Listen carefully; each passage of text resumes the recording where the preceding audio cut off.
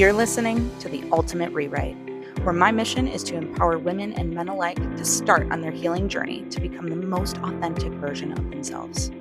If you're feeling lost, or you're someone who struggles to navigate daily life, you're in the right place, baby. Oh my gosh! Hello and welcome back to The Ultimate Rewrite, episode 4. You're probably like, Heidi, where are you? Girl, boy, I'm in LA. We're chilling in Cali for the week, okay? Because it's spring break. Now, yes, the sun is in my face and I can't see where I'm recording, but we are going to continue this podcast as is. This is episode 4, titled, I Thought I Was Just Sensitive. It was anxiety.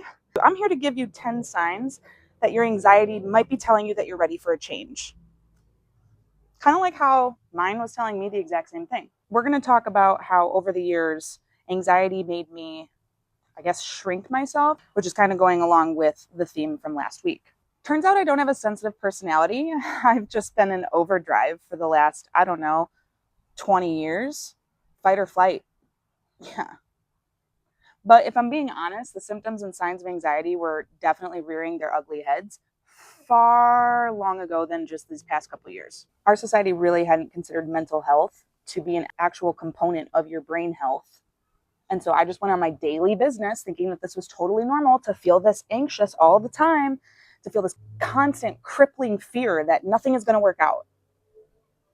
Turns out it was always my anxiety. So here we are, learning, unlearning. So by the way, did you know that there's a thing called the silent panic attack?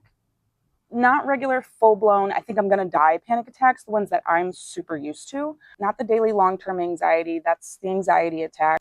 Before I even go into why I'm mentioning these sneaker-uppers, if you will, I promised myself that I would be completely forthcoming with you guys from the jump. In my journey with content and social media and following my life, I want to show up as me, 100% authentic and honest. So, with all these huge life changes that I'm making within the next couple months, just to remind everybody, I'm in the process of moving my entire life from New York State to California, starting over my entire life by myself. Do you hear that? Check, check. By myself.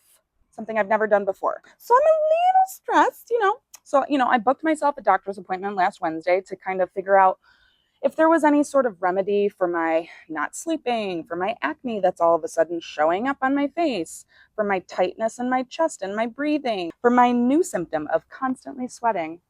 You're welcome for the visual. Because I'll tell you what, I started experiencing these extreme heat waves. I do not wish them on my worst enemy. Women in menopause, God bless, because I'm not ready for that shit. So when I say extreme heat and sweating, I mean it feels like somebody lights a match up here and then it just is an explosion of heat through my body. It actually feels like when you turn on the gas stove and you imagine that rushing through your body, okay? And then uncontrollably sweating. It's cute. I can actually feel the heat filling up my organs. It's kind of wild. But you guys, this is the silent panic attack. My doctor told me that the rush that I'm feeling, apparently that is adrenaline. It sends a signal to your brain to rush more blood and this adrenaline and other chemicals I can't pronounce the names of through your bloodstream because it's literally in fight or flight. So this is my body's defense mechanism being like, girl, you good? Because I got you. Let's go. I'm ready to sweat. And then eventually after the sweating and the heat, I'm unable to catch my breath. And this isn't like the hardcore panic attack. This is you can't catch your breath. When you're and you still haven't gotten enough oxygen, you just don't feel that complete inhale, right? That's what I'm talking about, not the heavy hardcore. So it doesn't feel like I'm in emergency mode, right? Because it's a silent panic attack. That's a thing. Freaking wild. I bet if you're listening or watching that you've actually gone through a couple of these and didn't even know. And you know what's sick? I've had these multiple times throughout my life, in seasons of my life, because this is not the first time that I've felt this. It's just the first time that I decided, hey, maybe I should ask a question. Maybe this isn't normal. Maybe I should find out the answers so that I can, address the problem. We love this healing journey. So this whole time, I was thinking that this was totally normal, right? that I was just warm-blooded. And then when I listened to everybody else around me telling me what to do, how to act, how to respond, I neglected day in and day out to listen to what my body was telling me. My body was screaming, Heidi, get help. And so here's the thing. I actually did try to get help. I did have a therapist. Actually, I had a couple of therapists. I cycled through a bunch because none of them were giving me what I needed. It just wasn't the right fit. I even was put on medication, 2 different kinds of medication with emergency meds, which I do have. But I used to justify these things that I was taking care of myself. And it's almost like my body knew I wasn't doing what I actually needed. Because I used my surface level therapist and the medication that they put me on kind of as like an avenue to choose to ignore and to numb myself and my situation. And truly, I think if I had figured out my why, if I was truly a little bit more inquisitive to find the science behind it, why I'm panicking, why I'm always worrying, I think my answers would have brought me to the point I am today, to this same awakening that I'm having. It's funny because I used to say that I lost myself over the last 30 years, but looking back, I don't even think that holds true. How could I ever lose myself when I didn't even know who I was? See, what had happened was I adapted to my surroundings. And I think more of us people pleasers do this more often than we think or than we care to admit. Because most of the time it doesn't even look dramatic, so we don't pay attention to it. Adapting kind of shows up in the everyday things, small things, you know? So here's a quick list that you are doing this, and you might not even know, like adapting and shrinking yourself and people pleasing. 1, you say yes before you've even had a chance to check in with yourself. Hello, yes men and yes women, you're in good company. That is me. Well, the old me. 2, adjusting what you say mid-sentence because you notice that the other person is starting to shift, maybe feel uncomfortable. Actually, did you know that this is a sign of being neurodivergent, specifically ADHD? You're more attuned or akin to responding to other people's reactions, not the verbal reactions, the physical reactions, the shutting down in the face, the body language. Number 3, explaining yourself, like over explaining a bit more, a lot more than necessary, just so things don't feel weird. Aw, we love the anxious rambler. Don't worry, that was me too. That is me. I still do that. I'm doing it right now. Number 4, taking on someone else's mood as if it's your job to balance it. I find this one so annoying because half the time you don't even care about the person. You're just doing it out of habit.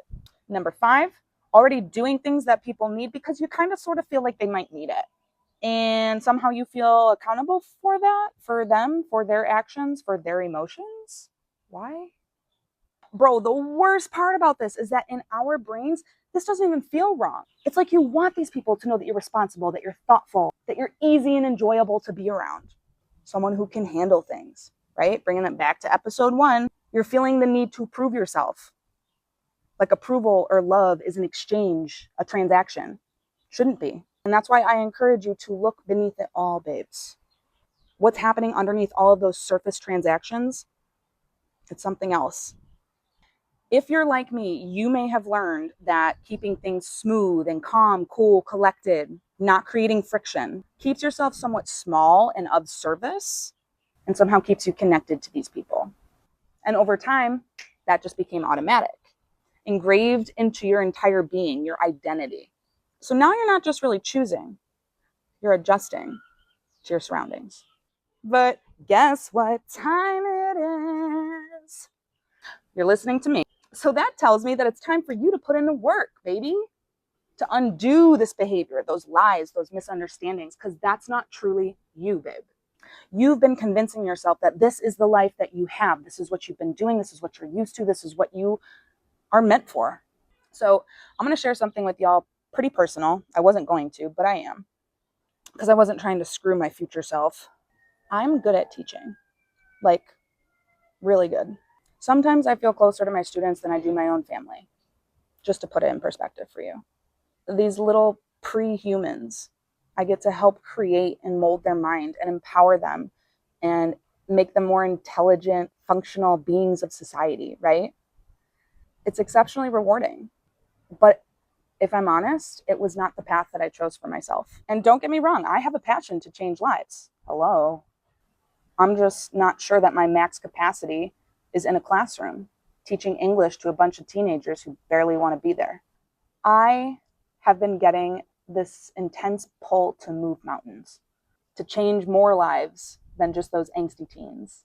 I feel my calling might be bigger than I even imagined, more than I ever hoped for, and that I'm meant for so much more. And that maybe teaching high school was the start of teaching on a broader level for me. So, admittedly, I'd like to teach you something that I've learned recently because nobody taught me this. I didn't know what to look for in terms of signals that might have shown me that I need to change or make changes in my life.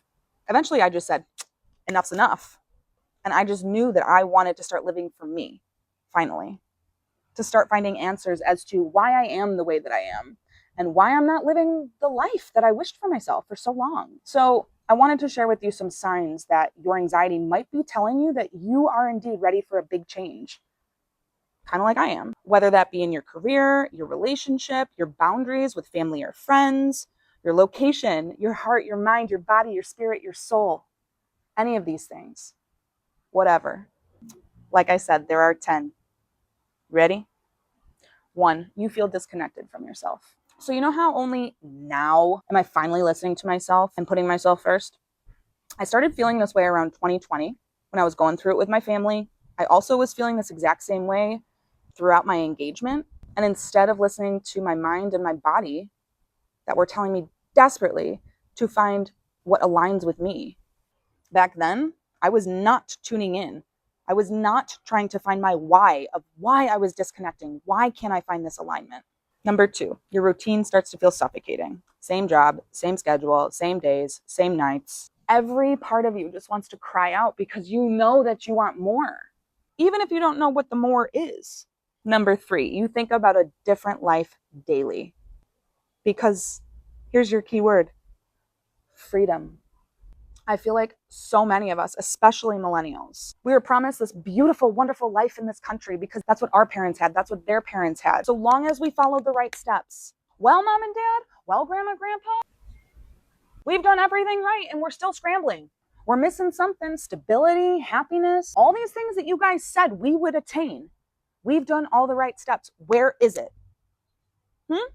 You just know that you want more than the life that you have and what it's offering you. Number 4, you feel behind, but also different. This one is tough for me because the behind has kind of changed. I used to cry and long for a life that a lot of my friends are living, that my sister is living, that my cousins are living, the mommy, the wifey lifestyle. Mid-30s, that's what I should be doing. That's what society says. Maybe. But do you want to know what I was doing in my 20s? People pleasing and going towards a path in life that I wasn't sure I even wanted in all the wrong ways. Giving pieces of myself up, ignoring what I needed to thrive. But now I feel behind in the sense that I can't believe I waited this long to move with intention, to find out where my soul aligns. Numbers 5 and 6 kind of go together. Listen to me, guys. Okay. It doesn't matter how old you are. You can always start over. You could be in your 50s, your 40s, your 30s, your 20s. If you're not living a life of alignment, make moves now. When I left my husband, it went against everything I was ever taught. My soul was not at peace. But if I didn't get out right there, right then, I might die, whether that be physically, spiritually, or both. So I started making changes to my life years ago. But I don't want you to think I got it right. When I left my husband, I still fell right after into more toxic, cyclical behavior. I never looked into the why. Why was my life direction taking such a drastic U-turn?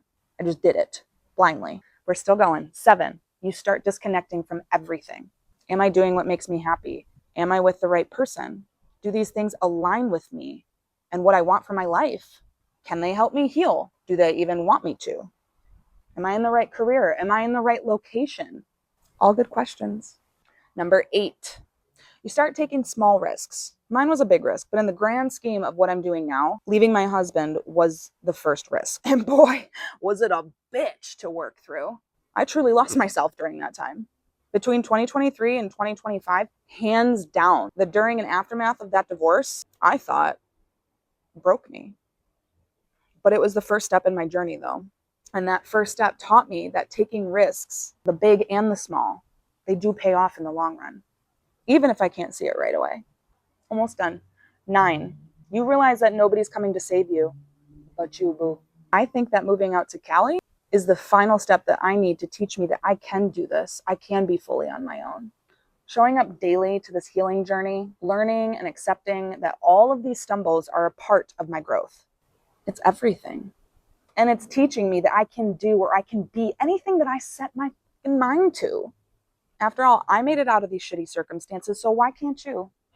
And lastly, number 10. You stop waiting for permission and you just start figuring shit out on your own. This looks like living with intention. Oh, I can't make it to the bar tonight. This career is just a job at this point. Or whatever, I'm this far in, I might as well just keep going. That might actually translate to, I think I'm outgrowing this stage of my life.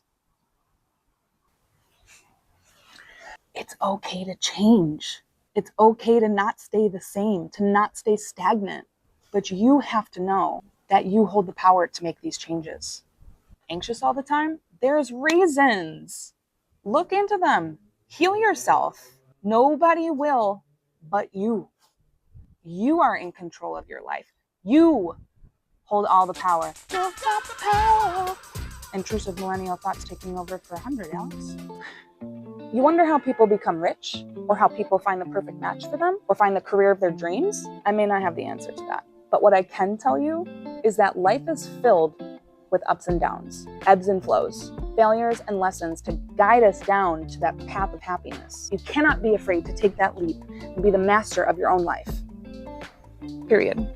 So before we end this podcast, real quick, just want to remind you for my anxious honeys that I uploaded a downloadable PDF file titled Heidi's 5-Minute Panic Reset Toolkit. It's in my link tree and my bio and my socials for anybody who needs a quick fix.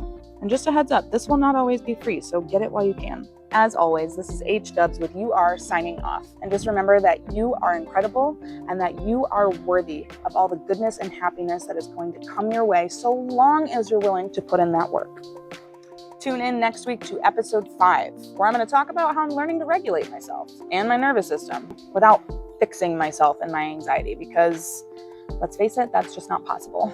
And in episode 6, I have quite a treat for you. We're going to get our first guest star on The Ultimate Rewrite. She's a decades-long practicing therapist who will just knock your socks off with the amount of knowledge that she has. Stay tuned. Can't wait to see you on my socials, babes. Mwah! This episode is sponsored by... Just kidding. I'm too new. Tell your friends, though.